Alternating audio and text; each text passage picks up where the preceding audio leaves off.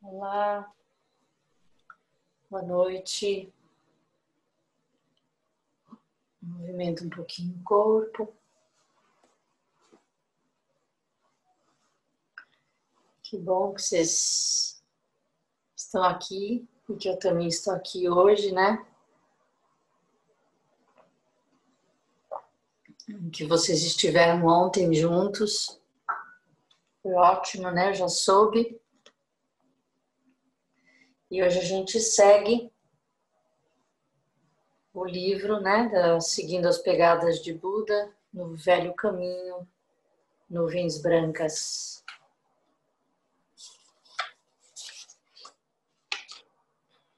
Capítulo 16. E a Sodara teria adormecido? Pelas precárias condições de sua família, Svasti nunca havia tido a oportunidade de frequentar uma escola. Sujata ensinou a ele o básico, mas ainda lhe faltava habilidade com as palavras, e enquanto recontava sua história sobre Buda, algumas vezes parava, incapaz de encontrar as palavras certas. Seus ouvintes o ajudaram. Além de Ananda e Raula, 2 outros vieram ouvir sua história. Uma dessas pessoas era a monja chamada Mahaprajapati e a outra era um monge por volta dos 40 anos chamado Assaji. Raul apresentou a monja para Svasti, que ficou profundamente tocado por saber que Mahaprajapati era a própria rainha Gautami, a tia de Buda que o havia criado. Ela fora a primeira mulher a ser aceita como monja na Sangha de Buda e agora servia como orientadora de mais de 700 monjas. Ela havia recém-vindo do norte para visitar Buda e consultá-lo com relação aos preceitos para as bhikkhunis. Svasti soube que ela chegara na noite anterior e seu neto, Raula, sabendo do quanto apreciaria ouvir tudo o que Svasti tinha a dizer sobre os dias passados pelo Buda na floresta de Uruvela, convidou-a para juntar-se à audiência. Svasti juntou as palmas das mãos e inclinou-se, muito compenetrado diante dela. Rememorando tudo que o Buda havia lhe contado a seu respeito, o coração do menino estava repleto de profunda afeição e respeito. Mahaprajapati olhou para Svasti com o mesmo amor caloroso com que olhava o seu próprio neto. Raul apresentou Assaji para Svasti, cujos olhos brilharam quando soube que ele foi um dos 5 amigos que haviam praticado automortificações com Buda perto de sua casa. O mestre lhe havia contado que quando seus amigos viram que tinha abandonado as austeridades para beber leite e comer arroz, eles o deixaram para irem praticar em outro lugar. Svasti ficou curioso em saber como Assaji viera a tornar-se um dos discípulos de Buda e morar no monastério da floresta de bambus. Mais tarde ele perguntaria isso a Raula. A Bhikkhuni Gautami, ajudou Svasti o mais que pôde em seus esforços para contar sua história. Ela fez perguntas sobre pormenores que não pareciam importantes para ele, mas que eram de seu óbvio interesse. Perguntou onde ele tinha cortado o pasto que oferecera para a almofada de meditação e como obtivera mais fardos de pasto para Buda. Ela queria saber se, dando pasto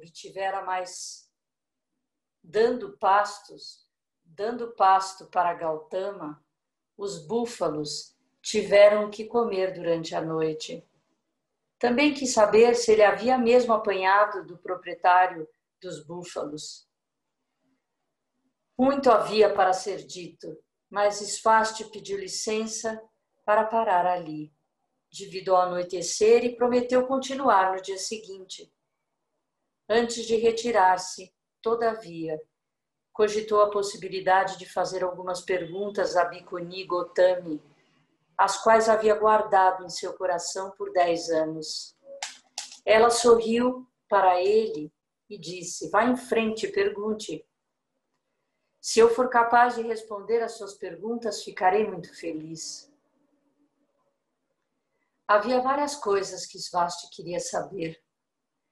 Primeiro de tudo, Yasodhara teria realmente adormecido ou apenas fingiu naquela noite em que Siddhartha fechou a cortina antes de sua partida?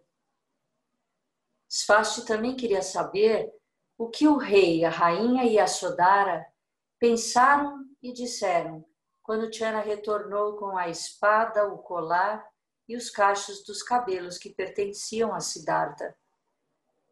O que aconteceu na vida da família nos 5 anos de sua ausência? Quem foi o primeiro ao ouvir a notícia de que Siddhartha havia encontrado o caminho? Quem foi o primeiro a recepcionar Buda em seu retorno? E se os moradores da cidade vieram cumprimentá-lo quando retornou a Kapilavastu? Você tem muitas questões, exclamou Gotami. Ela sorriu gentilmente para Svasti. Deixe-me tentar responder brevemente. Em primeiro lugar, Yasodhara estava verdadeiramente dormindo ou não?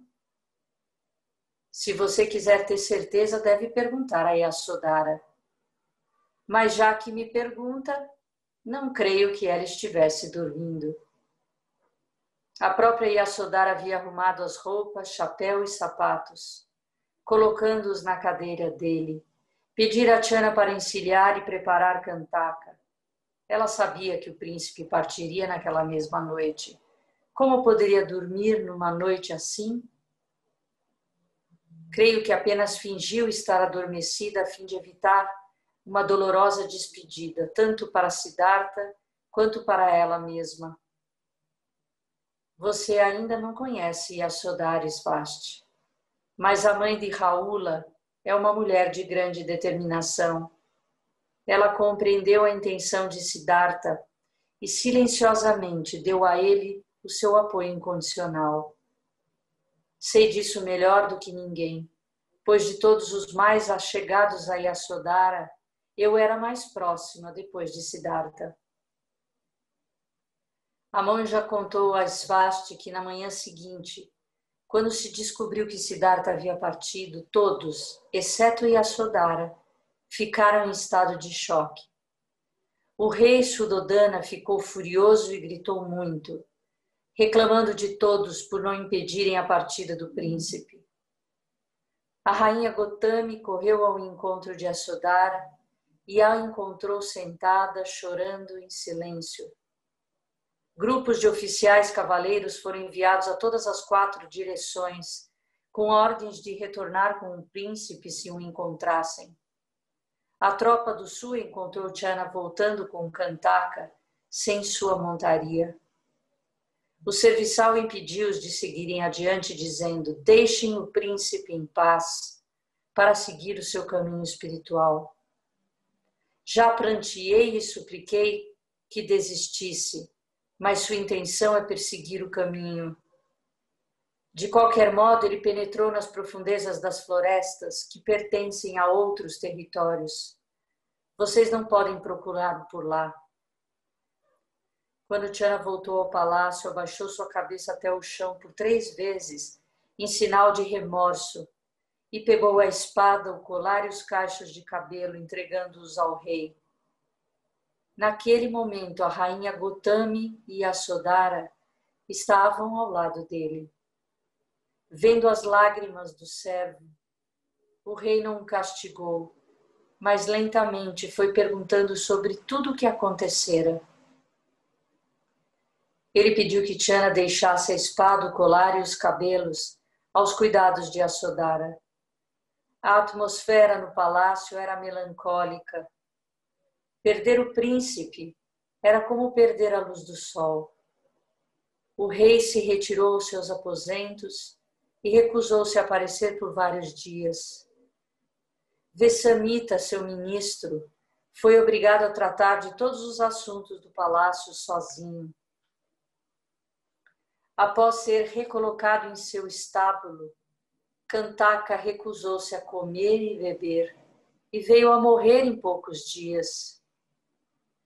Derrotado pela dor, Shana pediu permissão a Yasodhara para providenciar um ritual de cremação ao cavalo do príncipe.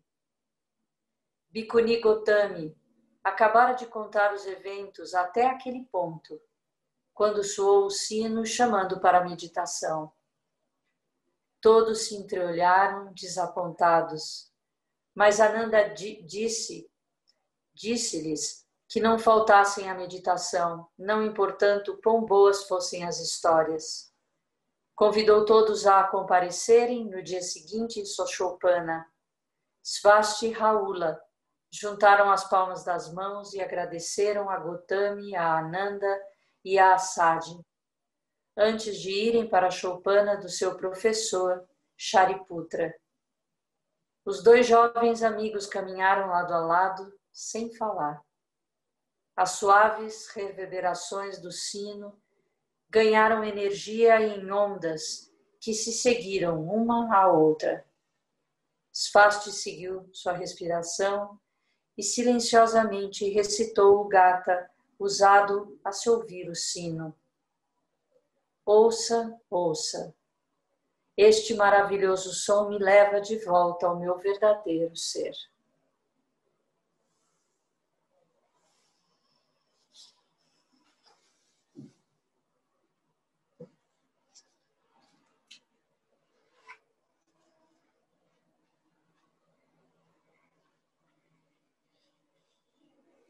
Que ótima complementação do texto de ontem, né?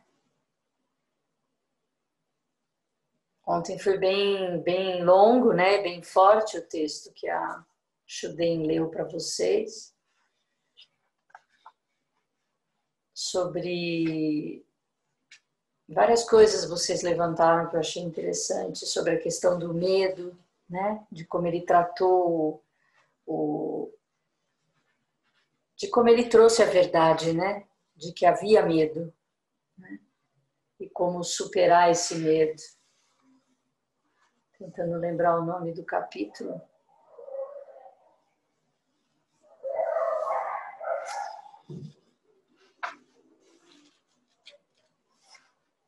Floresta dos Ascetas.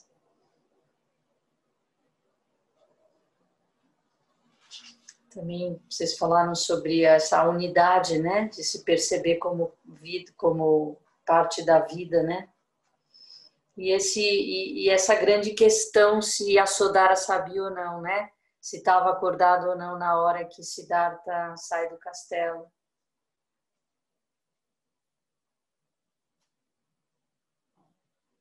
Olha um outro desenho aqui, que bonito. É o final desse capítulo. Dele, a árvore de fundo. Bonito, né?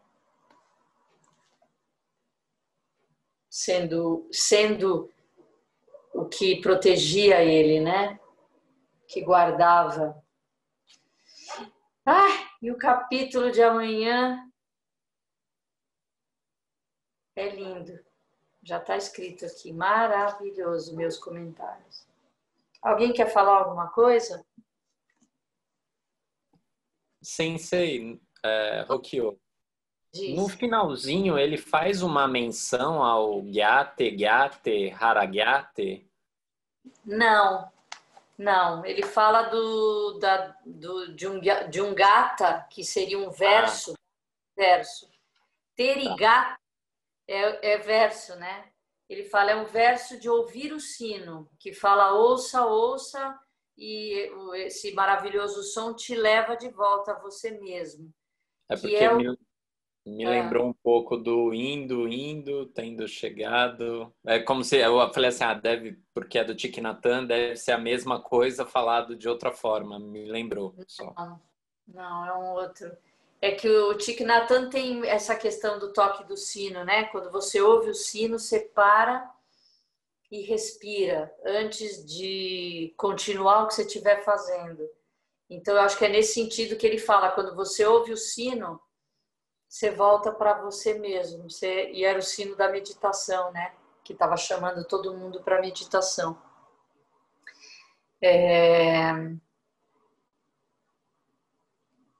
Aí eu lembrei quando vieram os monges do Thich Nhat Hanh aqui, né? Que eles têm isso. Se ele está andando, tocou o sino, eles param. Inspira, solta o ar e aí continua a fazer o que estava fazendo. Eles estavam dando aula lá na Palas Atena, palestra. Tocou o sino, porque a Palas era uma escola, né, de estudos filosóficos. Tocou um sino de uma outra turma. O monge que estava dando a palestra parou, respirou, continuou do mesmo ponto onde ele estava. Foi impressionante, assim. E isso e aí naquele dia ele propôs que a gente fizesse isso. Eu fiz no dia seguinte. É incrível você falar para você amanhã eu não vou ser reativo. E o que vai me ajudar a não ser reativo é o toque do meu telefone, é o toque da campainha. Qualquer sino que eu ouvir, eu vou parar o que eu estiver fazendo e vou fazer uma respiração profunda. E depois eu continuo. É incrível a quantidade de vezes que a gente é reativo num dia. A gente não se dá conta. E você imagina, 56 anos reativos. Você não muda da noite para o dia. Por isso que a meditação, ela é sutil, a mudança que ela vai provocando na gente. Não dá para dizer que é da noite para o dia. Não é uma pílula que eu vou tomar e vou me conhecer, né? Tem que descortinar muitos véus, muitos equívocos, muitas delusões, né? Como se diz. Então, quem se animar, faz essa experiência amanhã. É bem interessante. Porque você acaba se segurando para não reagir. Aí você fala, olha, eu ia reagir. E se você perceber, são muitas vezes num dia. Muitas vezes. Alguém quer falar alguma coisa? Que eu estou ouvindo um barulhinho? Não? Pensei. Hi. Oi, Caio. Caio. Não, só para comentar que tem no site do Plan Village, do Thich Nhat Hanh, tem um aplicativo que você baixa e coloca no computador, e aí você programa, vem com o default que ele bate o sino a cada 15 minutos. Mas você pode programar 15, 10, tanto faz. E eu comecei a usar há um tempo e me ajudou muito, assim. Eu tenho trabalhado no computador o dia todo. A cada 15 minutos ele bate o sino.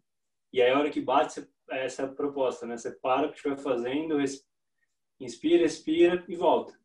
Mas, assim, toda vez ele vai. Tem horas que você está tão compenetrado que você não quer parar, né? Mas esse é o exercício, assim, né?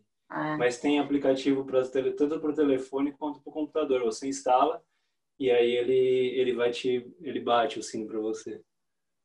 Legal, eu Então, lembrei, agora que você falou, lembrei de um texto da Shundo Aoyama, que ela também fala isso. Ela diz que quando a gente ouve o sino de zazen, quando a gente está, por exemplo, num retiro de mais de um dia, a programação fica fixada, as pessoas não se falam, né? Evitam, ninguém chama ninguém, e você é conduzido pelos sinos, né? Pelo toque dos sinos.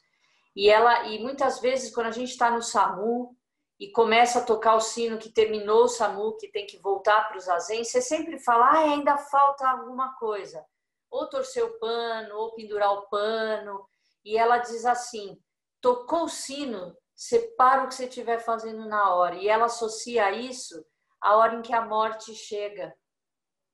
Ela fala, se a morte chegar, você vai falar só mais um pouquinho, né? Só mais um pouquinho. E a proposta do Thich Nhat Hanh é essa, né? Mas também não precisa se colocar 15 minutos, porque a cada 15 minutos é muita interrupção, né? Se você está trabalhando, tem que ter se você colocar a cada 1 hora, já é um tempo bom, porque em 1 hora você desenvolve algo ou duas que dá para você parar Inspirar, solta o ar e retomar. Agora observa se você retoma ou se nesse tempo que você respira, a tua mente te leva para outro lugar e você demora para retornar, né? Então esse minuto passa a te atrapalhar na rotina. Isso me surpreendeu nele, que ele estava fazendo uma palestra, tocou o sino, ele parou, ninguém entendeu, eu demorei para sacar que foi por causa do sino, porque o sino não foi nem tão alto, sabe? Ele parou, abaixou o olho e retomou do mesmo ponto. Isso é difícil, porque na hora que a mente para, na hora de voltar, ela divaga um pouco, né? Em pensamentos. Então, é uma prática interessante. Alguém mais? Sensei? Hi? Yosu? Kyosu. Cadê o Me dedo? chamou a atenção no texto, tá? Sobrou alguma coisa dentro. Me chamou a atenção do texto uma passagem que uma pessoa quer saber sobre os detalhes, né, da história contada, não oficial, né? E me lembrou do Alisson hoje, lendo o texto dele sobre as coisas miúdas, né? Queria que você falasse um pouco disso sobre a perspectiva budista. Uau! Gente, esse poema é lindo, cara. Eu preciso escrever ele, pedir para o Alisson escrever. Apesar que o Alisson, recitando ele, tava demais com aquele sotaque dele, né? Muito bom. Ah, eu vi muito do caminho nesse poema, sabe? Dele, o singelo das miudezas, como de fato é o grande do caminho, né? Que a gente sempre fica falando disso na prática, que são as grandes, a gente fica querendo grandes ações, grandes mudanças, grandes insights, né? E tá nessa miudeza, nessa grandiosidade da miudeza que ele trouxe no poema de um jeito lindo, né? Enfim, eu acho que talvez isso que eu comentaria, assim, que me pegou. Alguém que gostaria de comentar alguma coisa?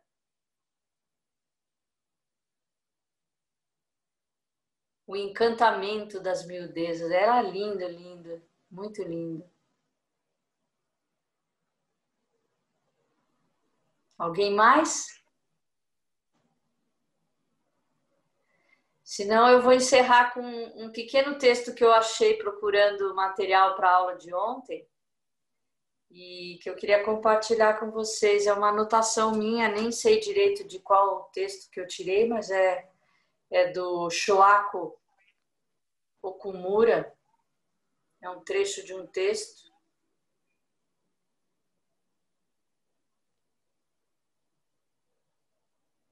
Quando Budas são verdadeiramente Budas. Esta lição pode ser aplicada em muitos aspectos de nossa vida. Se pensarmos que a paz é uma condição na qual nenhum país esteja em guerra, em que não haja disputas ou conflitos entre as pessoas, dor, ansiedade ou tensão em nossa mente, é provável que nunca haverá tal condição. Por isso a paz é um sonho sem sentido? De jeito nenhum. De acordo com o mestre Dogen, nossos esforços para a paz são eles próprios uma fonte de paz em cada momento. De cada passo que damos em direção à paz. Isto também se aplica aos nossos esforços para alcançar o Nirvana ou o estado Buda. Mestre Shoako Okumura. Às vezes é difícil enxergar isso, né?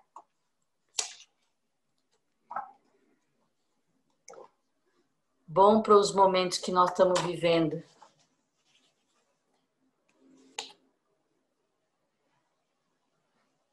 Quer falar, Popó? Lua nova, dia de se arrepender. Então vamos. Repitam.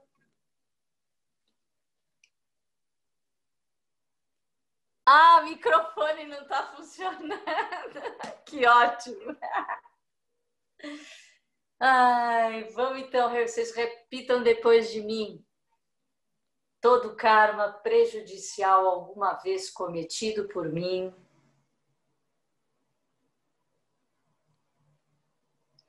devido à minha ganância, raiva e ignorância,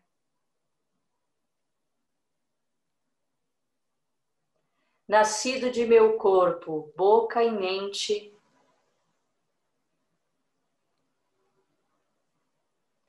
agora de tudo eu me arrependo.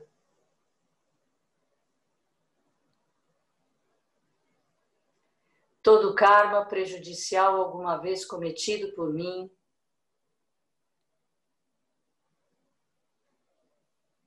devido à minha ganância, raiva e ignorância,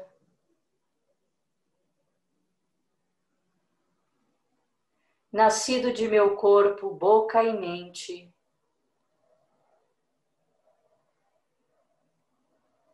agora de tudo eu me arrependo.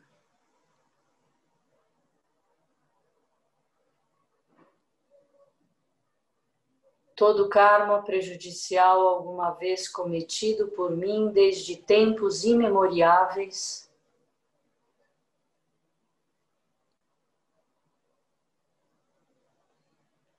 devido à minha ganância, raiva e ignorância sem limites, nascido de meu corpo, boca e mente,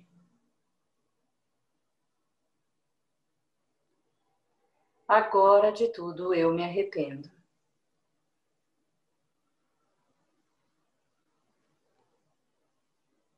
Que os méritos de nossa prática se estendam a todos os seres e que possamos nos tornar o caminho iluminado.